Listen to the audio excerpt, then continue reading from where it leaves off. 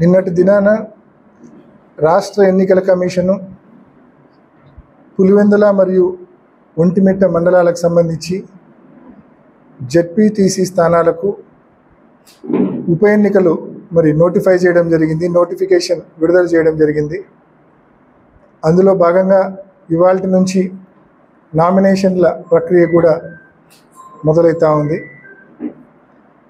దీనికి సంబంధించి మీ అందరికీ తెలిసిన విషయమే,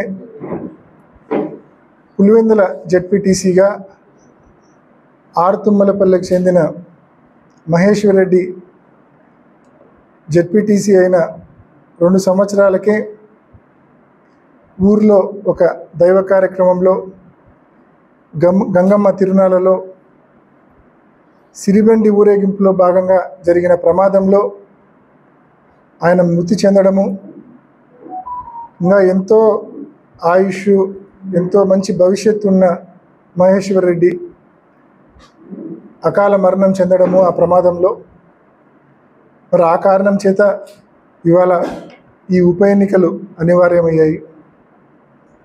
దీనికి సంబంధించి ఉదయం నుంచి పార్టీకి సంబంధించిన నాయకులతో, కార్యకర్తలతో అందరితో మాట్లాడడం జరిగింది. అందరూ ముక్త కంఠంతో, అనానిమస్గా, ఏకాభిప్రాయంతో మహేష్ అన్న చనిపోయినాడు, మహేష్ అన్న కుటుంబం నుంచే తప్పకుండా టికెట్ ఇవ్వాలి అని చెప్పి ప్రతి కార్యకర్త, ప్రతి నాయకుడు కోరడం జరిగింది. ఆ దిశగానే పార్టీ నిర్ణయం తీసుకుంది. మహేష్ అన్న కుటుంబంలో నుంచే మహేష్ అన్న సతీమణి కానీ, మహేష్ అన్న కొడుకు కానీ వారిద్దరిలో ఒకరితో నామినేషన్ వేయించి ఎన్నికల్లో ముందుకెళ్లే కార్యక్రమం చేస్తాం. ప్రతి ఒక్కరు కూడా దీన్ని మానవీయ కోణంలో ఆలోచించమని చెప్పి మనవి చేస్తూ ఉన్నా.